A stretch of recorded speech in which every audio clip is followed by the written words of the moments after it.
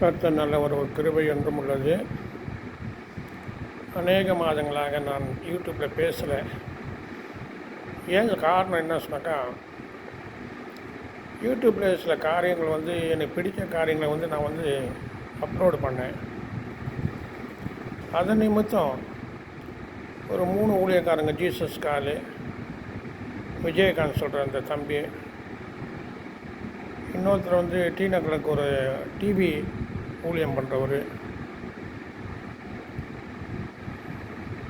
நான் காப்பிரைட் வாங்கலை சொல்லிட்டு என்னோடய வீடியோ சேனல்லே மொத்தமே க்ளோஸ் பண்ணிட்டாங்க.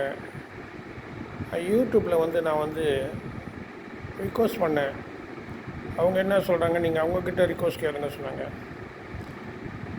நான் எல்லாருக்கும் இமெயில் அனுப்பிச்சேன், ஒரு பதிலும் கிடையாது.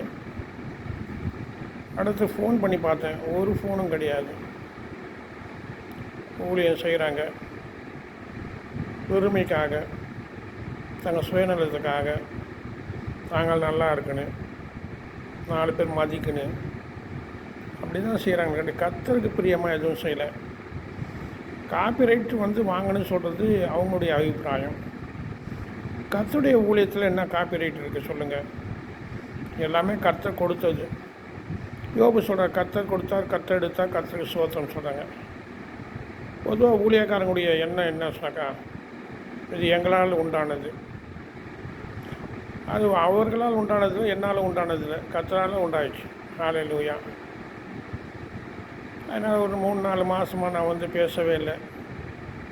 ஏன் பேசலை சொன்னால், கர்த்தருடைய வார்த்தை தான் பேசுகிறேன், எதுவும் யாரை கொடுத்து தீர்த்தா பேசலை.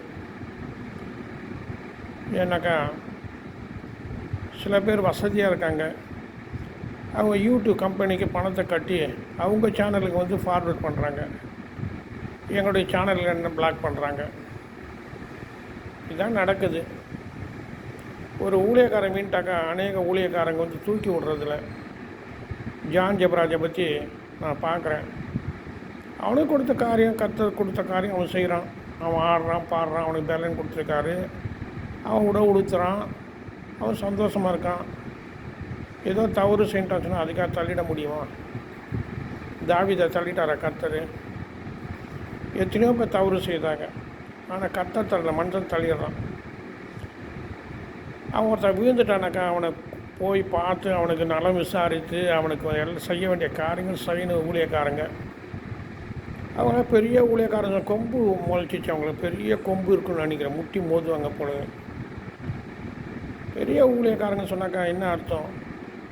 அவங்க இறங்கி நல்ல சமாளின் போல் உதவி செய்யணும். உதவி செய்கிறா போல் இல்லை. ஏன் சொன்னால் அவங்கக்கிட்ட நினைக்காத அளவுக்கு பணம் சேர்ந்து போச்சு. காணிக்க, தசம் பாகம் எக்கச்சக்கமாக சேர்ந்து போச்சு. யார் எது சொன்னாலும் கவலை கிடையாது. 3 வேளை சோறு இருக்குது, உடுக்க உடை இருக்குது, தங்க வீடு இருக்குது, எல்லாமே பண வசதி இருக்குது. ஆனால் சில ஊழியக்காரருக்கு அப்படி கிடையாது. ரொம்ப கஷ்டப்படுறாங்க. முயற்சி பண்ணி, நான் கூட முயற்சி பண்ணி இப்படியா ஊழியத்தில் பேசணும்னு சொல்லிட்டு பேசுகிறேன். கர்த்தருடைய வார்த்தைகள் தான் பேசுகிறேன். ஏன்னா ஜான் ஜெபராஜ் ஒன்றும் தப்பு பண்ணல, மற்றவங்களாம் தப்பு பண்ணாதவங்கள இல்லை, எல்லோரும் குற்றவாளிங்க தான், எல்லோரும் தப்பு பண்ணுறாங்க. நீதிமான் ஒருவனும் இல்லை சொல்லப்பட்டிருக்கு. யோபில் சொல்கிறேன், என் வாயை குற்றவாளியை தீர்க்குன்னு சொல்லிட்டு யோபு சொல்கிறாரு. எனக்கு கூட சில பரிகாசம் பண்ணாங்க, நல்லா நீங்கள் தியானிக்கணும், நல்லா வேத வசனம் சொல்லிட்டு. சொல்கிறது ரொம்ப ஈஸி, அது செயல்படுத்துறது எவ்வளோ கஷ்டம் தெரியுமா? எனக்கு எந்த வருமானமும் கிடையாது. இருந்தாலும் சில பேர் கொடுக்குற காணிக்கலை இந்த யூடியூப் சேனல் நடத்துகிறேன், அது கூட க்ளோஸ் பண்ணேன். 1000, 800, 900 சப்ஸ்கிரைபர்ஸ் வந்தாங்க, அது க்ளோஸ் பண்ணிட்டாங்க. ஏன் அடுத்த ஊழியக்காரர் நல்லா இருக்கக்கூடாதா? அடுத்து பேசக்கூடாதா? இல்லை உங்கள்கிட்ட தான் கர்த்தர் ஊழியம் கொடுத்துருக்காரா? உங்களை கொண்டு தான் நிறைவேற்றுவாரா? அப்படி ஒன்றும் கிடையாது. தேவன் யாரை கொண்டாவது நிறைவேற்றுவார். அவர் எல்லாத்தையும் மாற்ற வல்லவர்.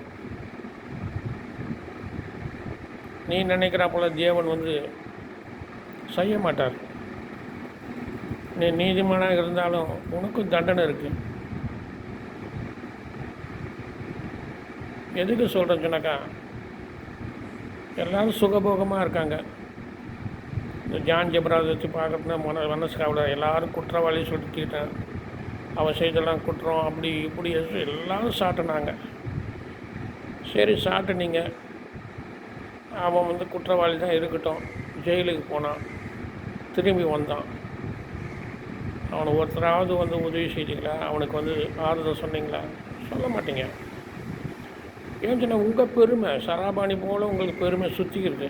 துர்மார்க்குன்னு சராபாணி போல் சங்கீதம் 23 சொன்னால் போட்டால் உங்களுக்கு எல்லாம் கிடைக்குது. துர்மானுக்கு கிடைக்குது. பணம், பொருள், ஜனம் எல்லாமே கிடைக்குது. அதனால் அவன் யாரை பற்றியும் கவலைப்படுறதில்ல. ஆனால் ஒன்று, நீதிமான் விழுந்தாலும் 7 தடவை விழுந்தாலும் கர்த்தர் தூக்கி விடுவார் வசனம் இருக்குது. அவன் ஊழியம் தானே பண்ணான். யார் தப்பு பண்ணல.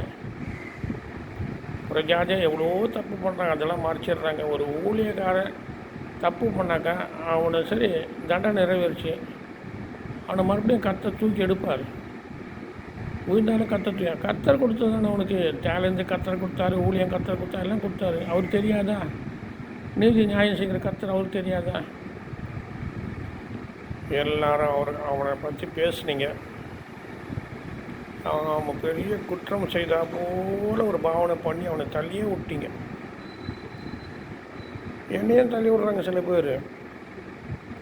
நான் அதை பற்றி கவலைப்படுறதில்ல. பெரிய பெரிய காரியம் கர்த்தர் செய்கிறாரு.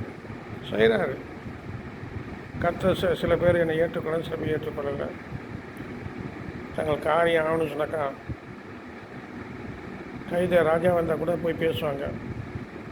சார் என் காரியம் முடிஞ்சு போச்சுனாக்கா மதிக்க மாட்டாங்க. எனக்கு என்ன வருத்தம் சொன்னாக்கா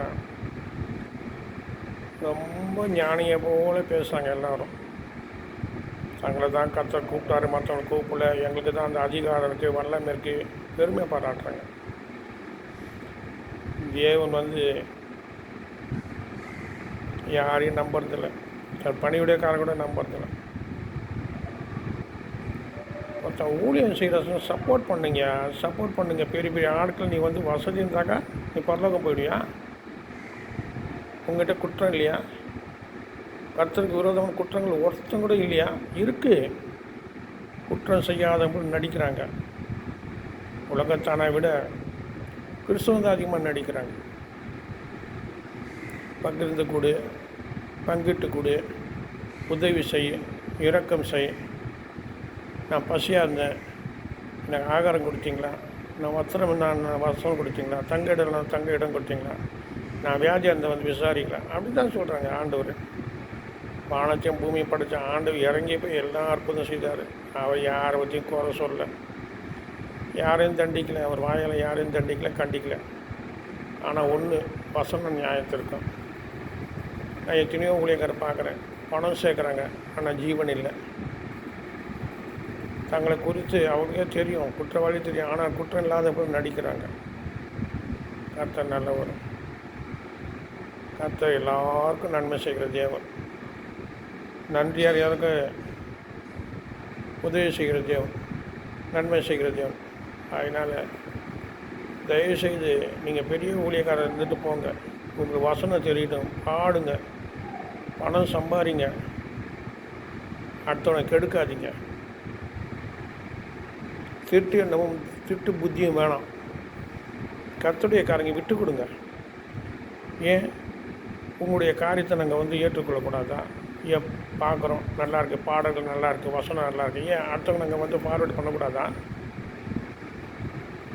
ஏன் ஃபார்வேர்டு பண்ணால் நீங்கள் உங்களுக்கு எதாவது குறைஞ்சதா, பணம் வராமல் போயிடுதா?